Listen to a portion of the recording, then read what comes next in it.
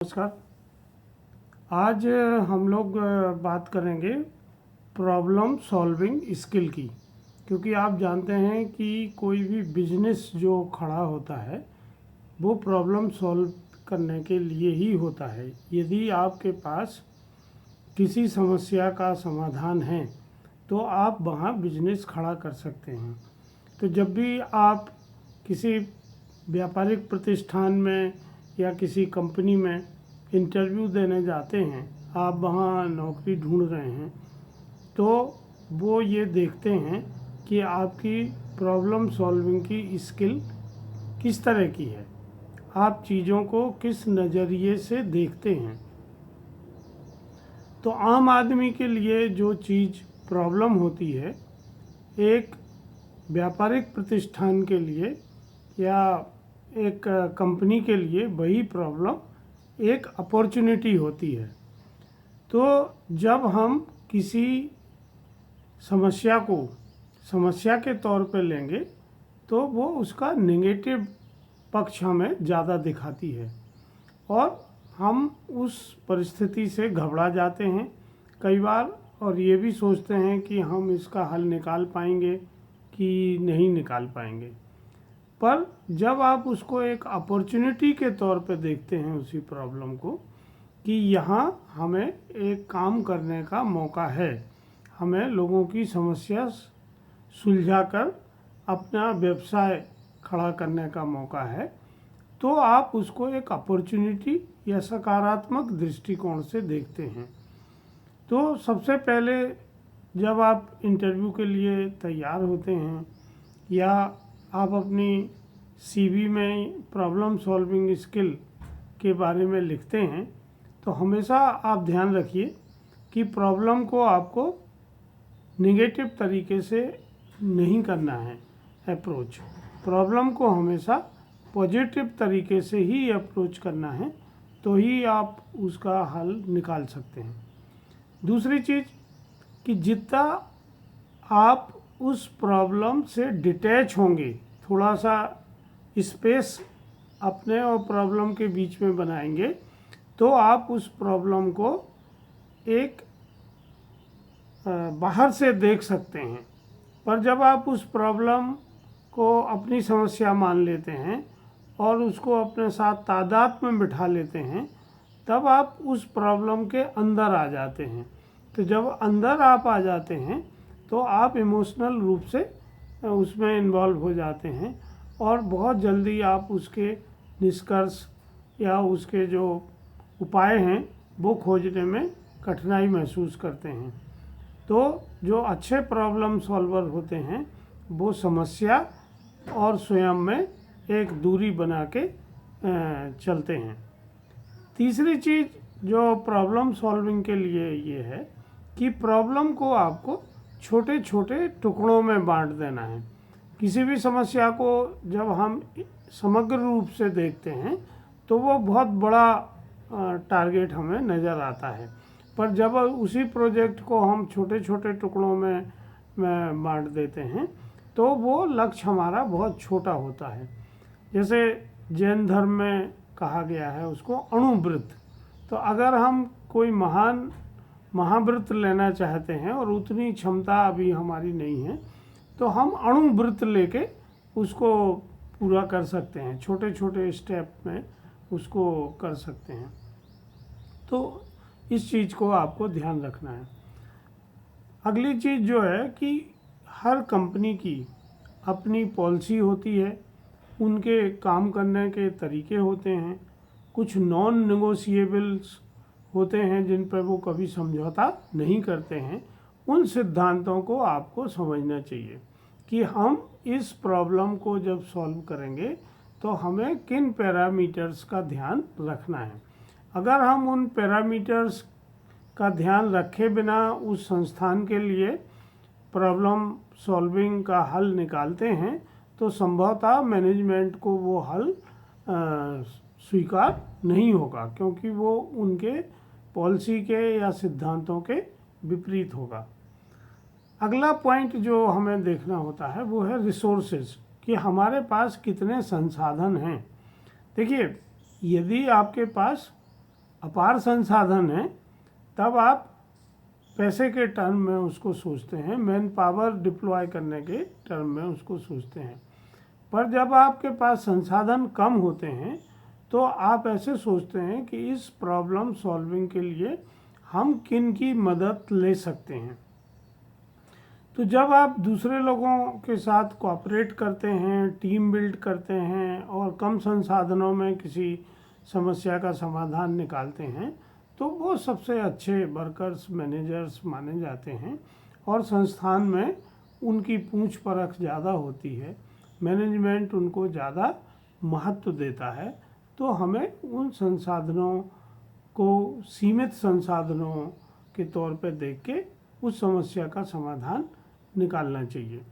अगला जो पॉइंट है वो जो ध्यान रखने की बात है कि जब भी आप कोई भी समस्या का समाधान निकालते हैं तो आपको अपने राज्य, देश के कानूनों को भी ध्यान में रखना है। कोई भी समाधान अगर आप ऐसा बताते हैं जो इलीगल है, जो कानूनों के अगेंस्ट है, तो वो भी आपके संस्थान को मंजूर नहीं होगा।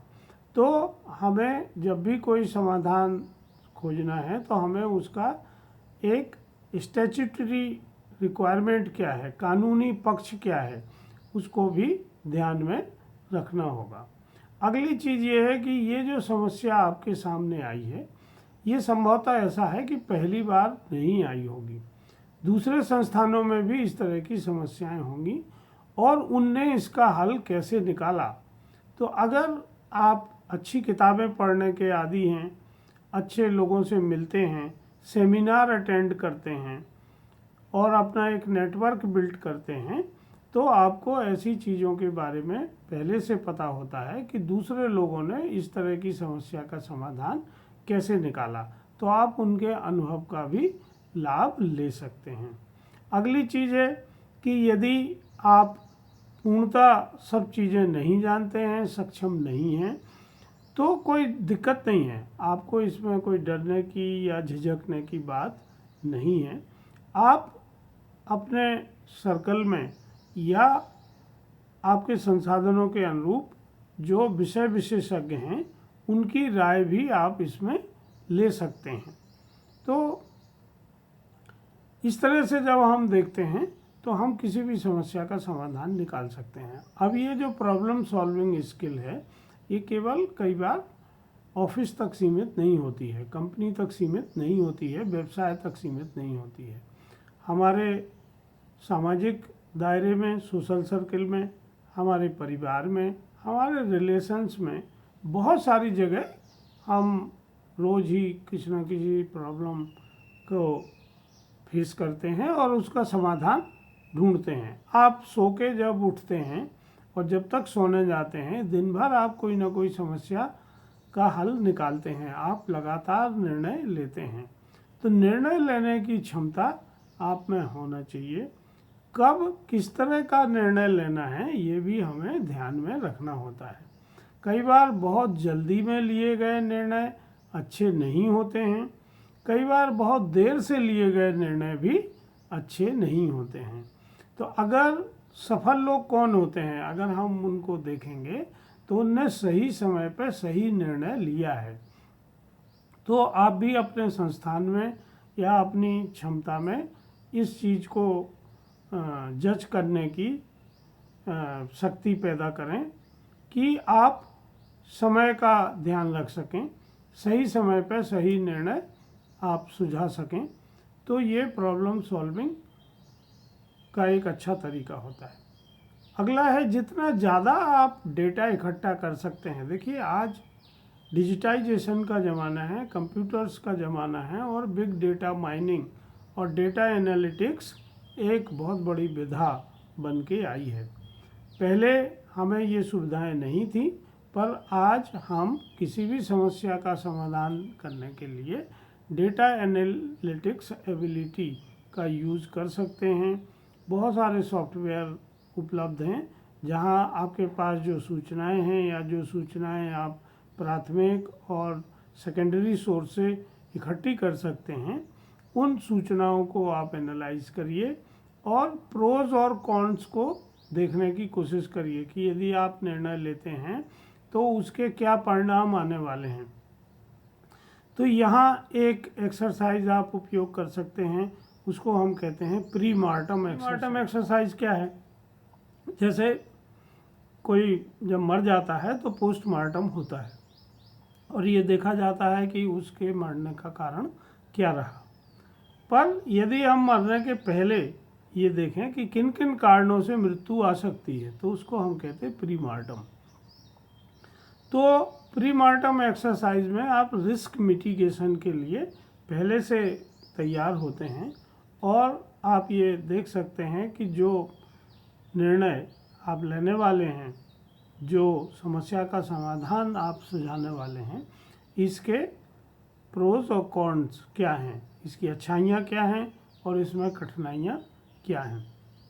हमेशा लेटरल थिंकिंग पे काम करिए, बहुत इमोशनल होकर निर्णय मत लीजिए, तो भी आप एक बैलेंस निर्णय ले पाते हैं।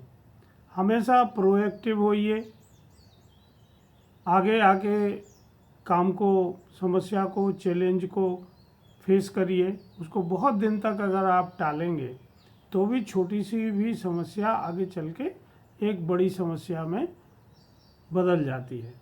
कई बार जो निर्णय आप लेते हैं उसमें लंबे समय तक काम करने की ज़रूरत होती है, तो आप परसिस्टेंस रहिए, लगातार उस पर काम करिए। बीच में अगर आप छोड़ देंगे तो जो आपका समाधान है वो प्रतिफल नहीं देगा और कंपनी को भी उसका नुकसान होगा, क्योंकि उनका टाइम और रिसोर्सेज और पैसा उसमें खर्च हुआ होता है।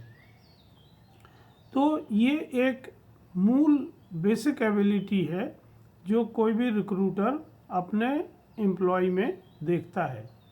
तो प्रॉब्लम को अप्रोच करना और उसको लॉजिकल एंड तक ले जाना, ये जिन लोगों को आता है वो बहुत सफल ऑर्गेनाइजेशन में होते हैं और हमेशा उनको मैनेजमेंट में पूछ परख रहती है और उनकी जो प्रमोशन है और कैरियर ग्रोथ है वो बहुत अच्छी होती है। तो इसी तरह की और सॉफ्ट स्किल पे ई-फसल ट्रेनिंग इंस्टीट्यूट कर्मा सेतु पे बात की जाती है। तो जो लोग अपना कैरियर बनाना चाहते हैं, ज़िंदगी में सफल होना चाहते हैं और इस तरह की सॉफ्ट स्किल्स अपने अंदर डेवलप करना चाहते हैं, तो वो सभी साथी ई-फसल कर्मा सेतु इंस्टीट्यूट से संपर्क करके उनके संसाधनों का लाभ ले सकते हैं। धन्यवाद, नमस्कार।